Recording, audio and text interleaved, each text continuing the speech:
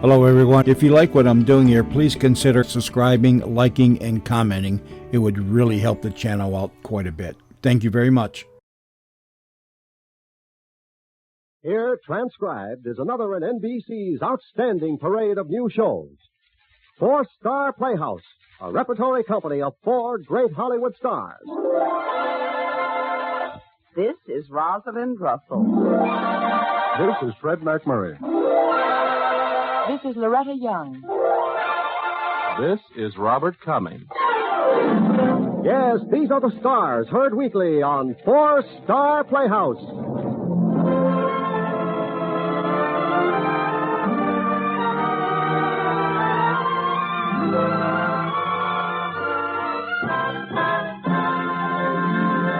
Ladies and gentlemen, one of our 4-star players and star of tonight's play, Miss Rosalind Russell.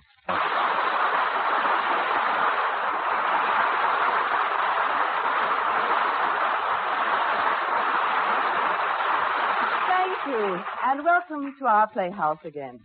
Every Sunday evening at this time, Fred McMurray, Loretta Young, Robert Cummings, and I appear in new dramatizations of stories selected from Cosmopolitan magazine.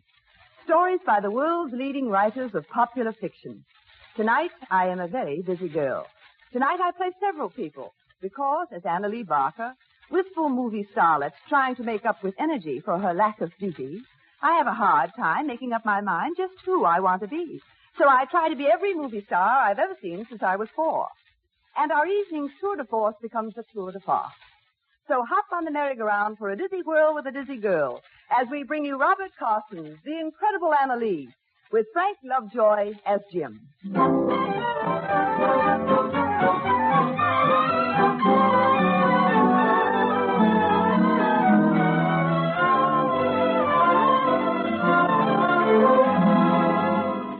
My name is Jim Malvern, and you'll be surprised to learn that I am not a private eye.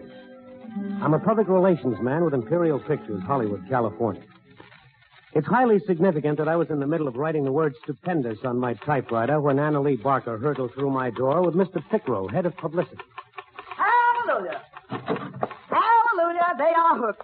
Who are you? Miss Barker, please. I hooked them. They signed the contract. Who did what? Miss Barker, they'll hear you down in the front office. They signed the contract. I'm an actress, it says here. They start paying me tomorrow. Hi-ho, Silver, Mink, and Sable.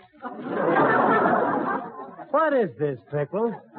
A stunt publicizing the case of the missing marble? Now tell him, Pickrell. Inform him. Jim, this is Annalee Barker. Just call me Annalee. I'm practically a star now. Do you want me to post the pictures? I've got my bathing suit on under this dress. Just in case. Just happen to have one with you. That's right. Annalee, this is Jim Malvern. Jim's going to handle your publicity. With thick gloves. My own publicity man. Oh, boy, I have come to high estate. Got a lot of animation, Jim, don't you think? Might come from Benzedrine or something. Oh, no, I come from Michigan. It's something in the water, you know. Oh, boy, my own publicity man. Gee, what if they find out I can't act? Well, it'd be the usual routine. You'll be a star and you'll make a large salary for years. I have a statement for the press. For immediate release, to wit. I love Hollywood. I think pictures are a form of art. Say, where do I go at the end of the week to get my pay? Jim will show you. Yeah, and take it easier, honey, or you'll blow your top. Now, don't you worry about me. I'm taking everything in my stride. Say, tell me something. If I go crazy, do they keep on paying me? Only if they go crazy, too. You want to eat? You mean now or in general? Have you had lunch?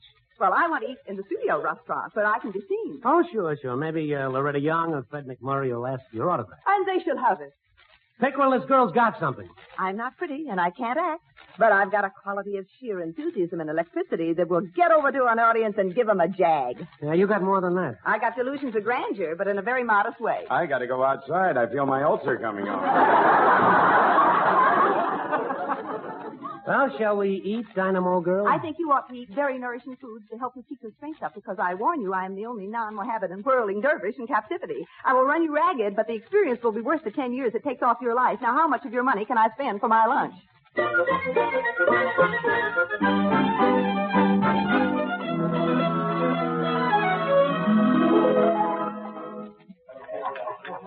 Anne. Annalee, aren't you going to eat? Oh, Hey, Swami, come out of it. I was just thinking. Any luck? It's so tragic. What is so tragic? Here I am at the height of my career. Hasn't even started yet. Here I am, almost rich, almost loved, almost famous. The smallest accident could ruin everything. Like how? Bacteria, a banana peel, stepping on a cobra as I get out of bed. That figures. Oh, it's so tragic. It's so sad. Oh, cut. Who was that? Garbo, pass the butter. Now shall we undertake to make a fragment of sense? Yes, please try, Jim. Oh, well. Imperial Pictures is going to give you the big build-up. That's my job here, making mountains out of molehills. Mm-hmm. That used to be my specialty. Used to be. I want somebody with experience. I was away from it for 3 years. The president greeted me. You were in the war. Which one? French and Indian. Now I see why you have a slight limp. I was tomahawked by a slight Indian. You were leading a charge? Of whom against? It was against the desk in the Pentagon building. A full colonel kicked me out from under it. But you're home again. You've come home to make me wealthy. That full colonel can never hurt you again. Calling Robert Cummings. Robert Cummings, can you come to stage 13 at once? Someday that shall happen to me. When? Calling Annalee Barker. Annalee Barker. Will you call Operator 5 in London? Queen Elizabeth would chat with you. Annalee? All right, so I slipped the girl a fin. How would you like to handle my publicity? I would not dream to presume upon the domain of skilled professional craftsmen skilled in their craft. All right. I'll arrange an interview with Luella Parsons. Good. What'll I ask her? Oh, we're going to try something different. Lolly's going to ask you the question. Oh? It's a new approach.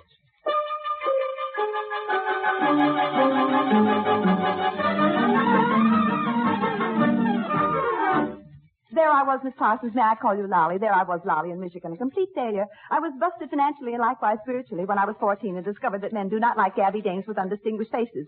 In addition, I'm stupid. But one day, the Dramatic Society put on a play. I got the lead because I was the oldest and biggest girl in school, and the rest is history. Do you realize how much they're paying me per week, Miss Parsons? 500 clams.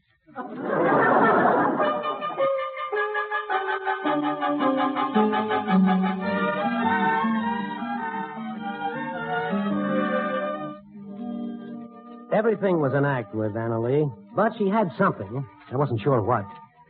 Underneath all the yatada and pretense, there was something wistful and hungry and elusive. Jim, do you ever go out with girls? It's part of my profession. Oh, I know you have a pipe and probably a book and slippers. But are they enough? Next week, I'm buying a faithful dog. Jim, darling, the moonlight is bad for mad, mad people like me. Will you kiss me? I got news for you. There isn't any moon tonight. Kiss me anyhow. Why? I want to throw myself away. I want to melt into the darkness and to be one with eternity. I've got to stop thinking. You can't stop thinking. Why can't I? You never started. Jim, dear. Look, Annalee, let me come quickly to the point, which is that you're real nutty, and I definitely do not want nutty dames to love. In addition, I was married once. A society girl, and she was beautiful. A chorus girl, and she was terrible. Now, you go get yourself somebody else without wound strikes. It's funny. Yeah, hilarious. What a lovely sardonic joke. Is this then what I've lived for? To be the butt of a mocking, indifferent fate? Is it, I say? Is it? Oh, cut it. You tone that down a little and don't breathe so hard. Well, I keep smelling her pipe, and it makes me sick. Annie, my girl, you need never want. You can make a good living just doing impersonations of yourself. Jim, do I walk like a camel? When I was with Lawrence of Arabia, which was never, we were briefed in the concept that camels walk beautifully. Are my hip bones like bicycle handlebars? No. Like antlers? No. Like hip bones? No. I'm worried. Why? Well, my first screen test is tomorrow. Yeah, I know that. It's got to be stupendous. It'll be even better than that. It'll be acceptable.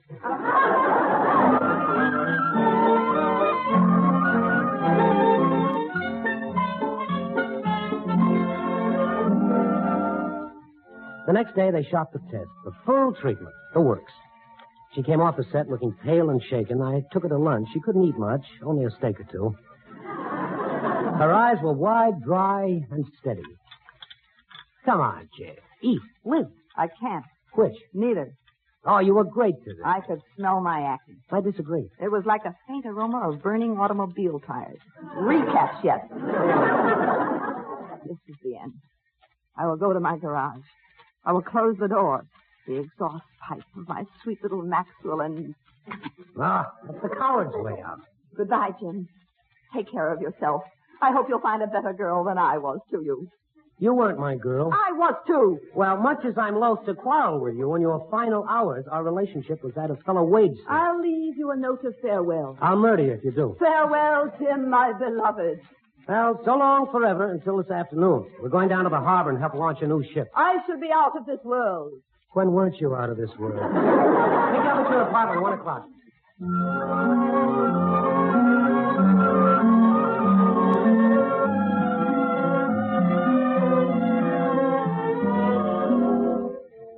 At 1 on the nose, I buzzed the buzzer of Annalee's apartment, and there wasn't any answer. I tried it again, no answer, and I got worried. I got down on my knees in the hall and tried to smell gas under the door. I smelled fried onions. I got scared. I ran down to the garages and back of the building. Sure enough, Annalee's garage door was closed, and I could hear an engine running inside.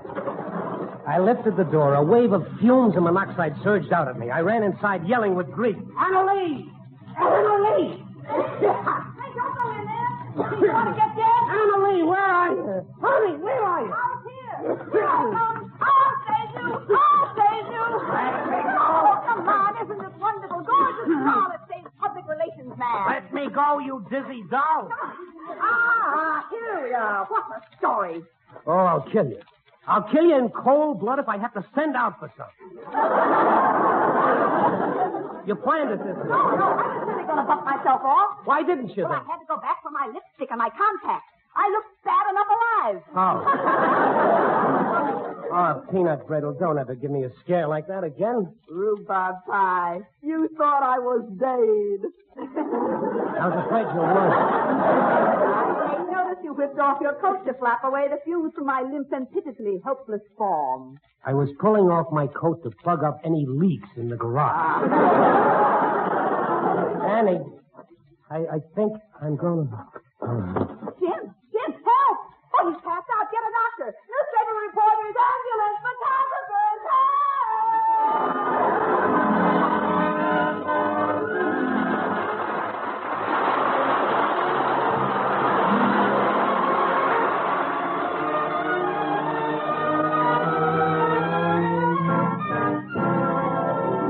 You are listening to the four-star Playhouse dramatization of Robert Carson's Cosmopolitan magazine story, The Incredible Annalee, starring Rosalind Russell, with Frank Lovejoy as Jim.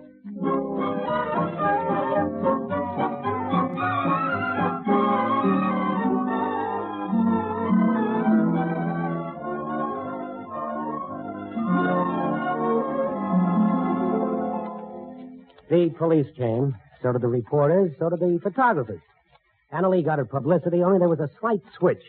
Somehow the reporters got it that I was trying to end it all, and Annalee rescued me. There was nothing wrong with me. It was relief that Annalee was safe that made me pass out. I revived in time to take Annalee to the dock and help launch the new ship. Gee whiz, you might have told me that all the beauty and glamour in Hollywood was going to be out here today. How can I compete with them? Now, kid, you've got personality. Now, you get in there and get in the act now. No, I don't want... Wait! I see something good. Come back here. And, honey, screwball!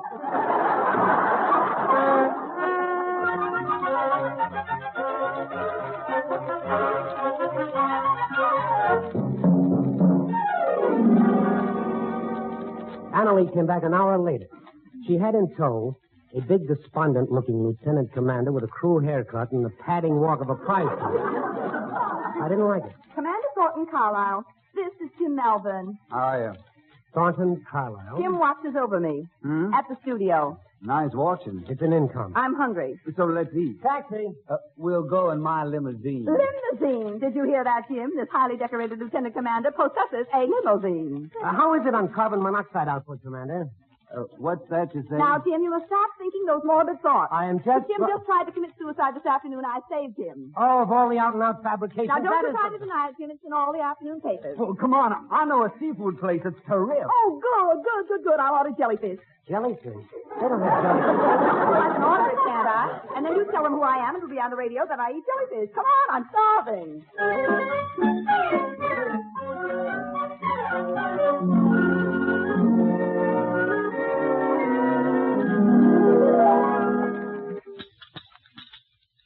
there I was in the South Pacific with all those PT boats. I thought the war would never end. Oh, Commander.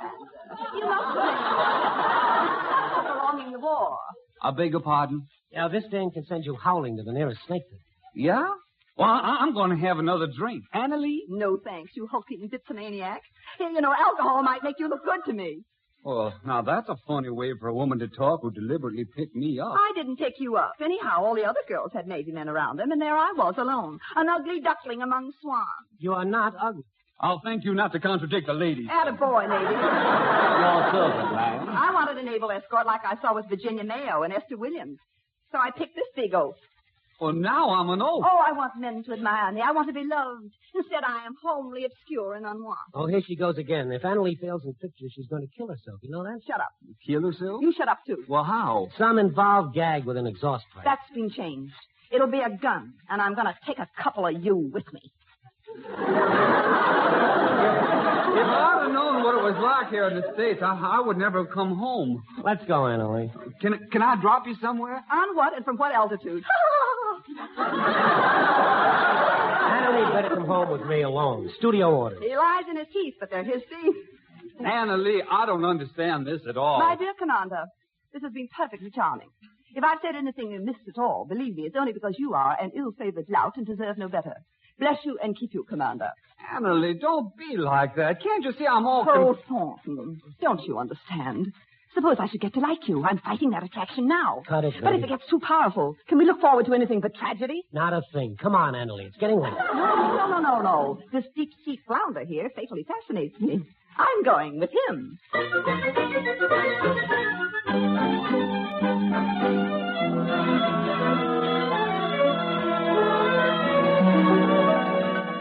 I went home reaping traffic tickets as I went. I had myself a problem, all right. I like that girl too much. Suppose I told her that Thornton Carlyle was the biggest catch in the woods. Big money, first family hero, all that. Where would I be? And then I thought that she owed it to herself to make the most of the big flounder. Around midnight, I rang the buzzer at her apartment. Dear boy, what a delightful surprise. Do stumble in. You were out with Commander Carlyle tonight. So if I was, he treats me almost as if I were good-looking instead of just untalented. Well, Annalee, I feel I owe it to you to tell you that your big, tight chum is none other than the Thornton Carlyle. Second or third. Isn't he rather big for an infielder? Annalee, Thornton Carlyle is the biggest catch since Moby Dick. Any romance with him is absolutely 18-carat publicity. Merci. If I decide to marry him, I shall let you know as my publicity counsel. You will be the first to know it. Thanks. I'll even tell you before I tell the commander. Or school. It's nothing, really, dear boy, nothing. Well, that's it. Good night, dear girl. Jim, Yeah? you may kiss me, dear boy. Okay. Just one short one on that loud mouth of yours, and I'll be en route. Not bad. I better beat it, kid. Jim, Yeah. you think I'm crazy, don't you? Well, you have your lucid moments. Well, now, who would be most likely to attract attention in Hollywood? A sane girl or a daffy one? Annalee. Annie, if you've been making a fool of me when all the time I... Yes, Jim. When all the time you what? Never mind. All right. But Commander Carlyle is everything you say he is. A catch. Do I make myself clear? Yeah, dreadfully clear. By hook or crook, you're going to marry that bump. By hook or crook, I'm going to be married. Is that bad? And how bad, in your opinion? I want to thank you for a very strange interlude. Goodbye, Annalee. Well, don't take any wooden Indians, Jim.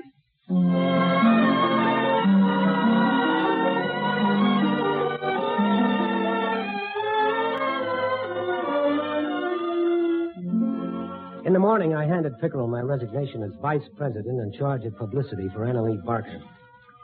They sent me to work sorting shiny pictures of movie stars. For a week, I kept clear of Annalee, but I couldn't help reading the papers. A couple of hep columnists predicted Annalee's marriage to Thornton Carlyle. And then on Monday morning, Annalee slouched into the office. I pegged the get-up right away. The short, tight skirt and the tight sweater. The tough girl of 1,000 affairs, hard and brittle, but willing to make the supreme sacrifice for a good man. Everybody in the office tuned in right away. All right. Take it. Shut up, you guys, will you? Hello, big boy. You got a cigarette on you? Dark and deadly? Now, look, Annalee. Jim, you gotta come back to me. Jim. Ann, you gotta get out of here. Ann, my breakfast is settling. Ann. Jim, I didn't mean what I said the other night. I'm not really playing it smart to get me a husband. I'm really nuts. Oh, go home, Annalee. Ring off. The whole office is watching. You gotta believe me, Jim. I've lived hard and dangerously and thrown away the best things in my life for a gag. Forgive me, Jim. Take me and my publicity back. Take you and your woman of 1,000 faces away and start a movement of some kind. I see. Then this is how it all ends. But I warn you, you can't cast me off like a broken flower. One day I'll have my revenge. I'll humiliate and shame you, as you have humiliated and shamed and degraded me. Farewell, false heart. Author! Shut up! Oh, I quit. Farewell, false flunky.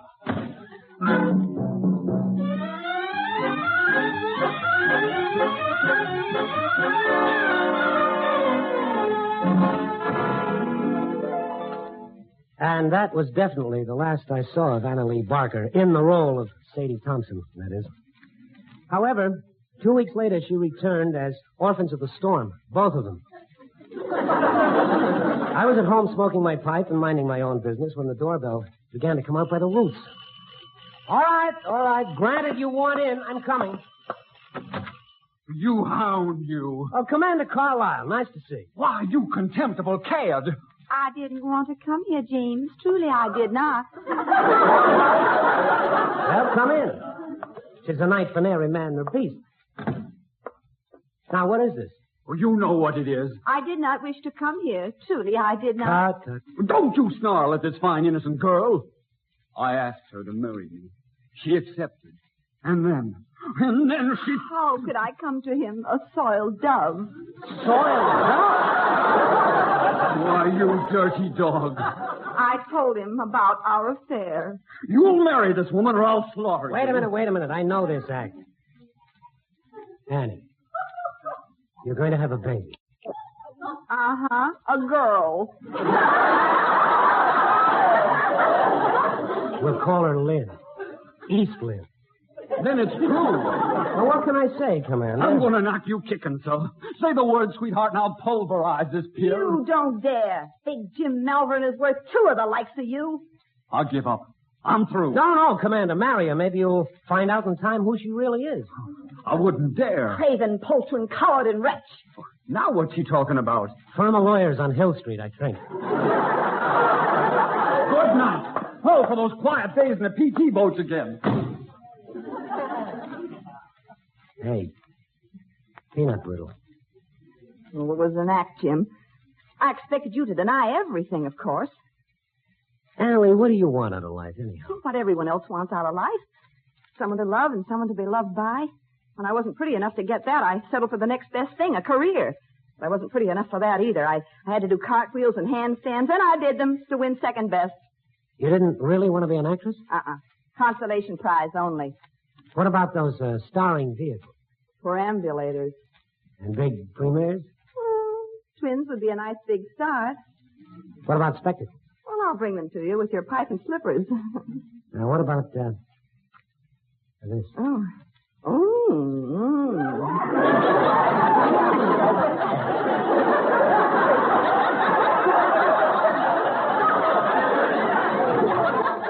Jim, what if that having a baby is just enough...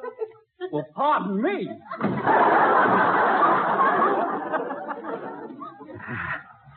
Cut, baby. Oh, no, Jim. Can't we have a retake?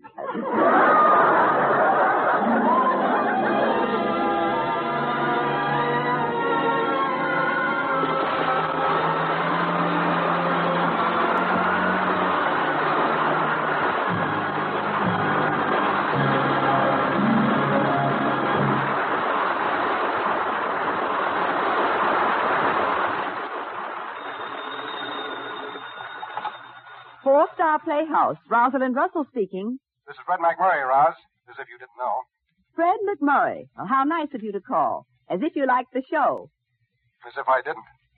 And I'm seriously considering asking your Incredible Annalee to co-star with me next Sunday when I do Corey on the Four-Star Playhouse. Corey? What's that? Tell us about it. It's the story of a man who's known simply as Corey. A man from the wrong side of the tracks who falls in love with an uptown girl. It's a tense, bitter story with a lot of punch, but with plenty of heart.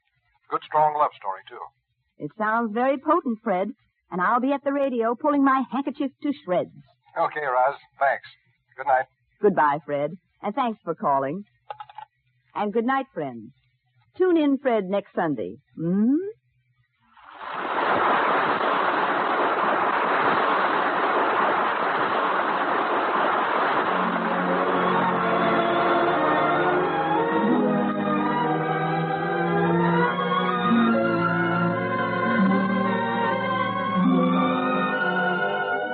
You have been listening to Four-Star Playhouse.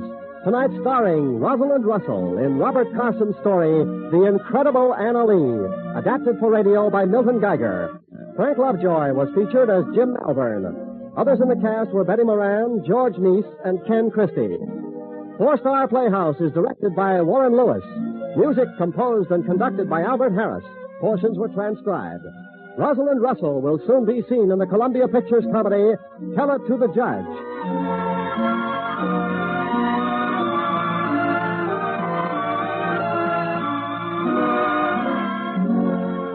Each week at this time, one of our four-star players, Fred McMurray, Loretta Young, Robert Cummings, and Rosalind Russell, will be heard in a special adaptation of a popular fiction story selected from Cosmopolitan magazine, written by the world's foremost fiction authors. On future weeks, you will hear Loretta Young in Once Upon a Horse by Virginia Faulkner and Robert Cummings in Surprise for the Professor. Next week on Four-Star Playhouse, Fred McMurray will be starred in Leo Roston's thrilling novel, Corey.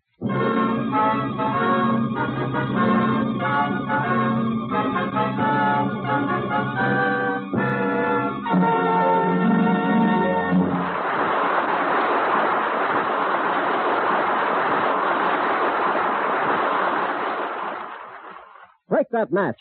Douse that fire. Get a little careless, and you'll land among the guilty 9. Who are the guilty 9? They're the people who are responsible for the 9 out of 10 forest fires that are caused by carelessness. Last year, forest fires blackened 30 million acres of rich American forest land, an area the size of New York State. The lumber that was destroyed would have built 86,000 five-room houses. America's safety and future, your safety and future, are as sound as our natural resources. Help conserve our forests. Crush out all cigarette, cigar, and pipe ashes. Break that match in 2 before you throw it away. Drench campfires twice before leaving them. It's your country. Save it from fire.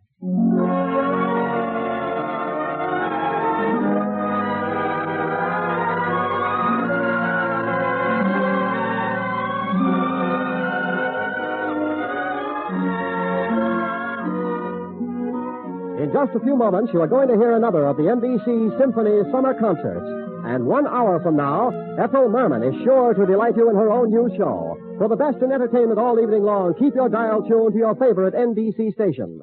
This is NBC, the national broadcasting company.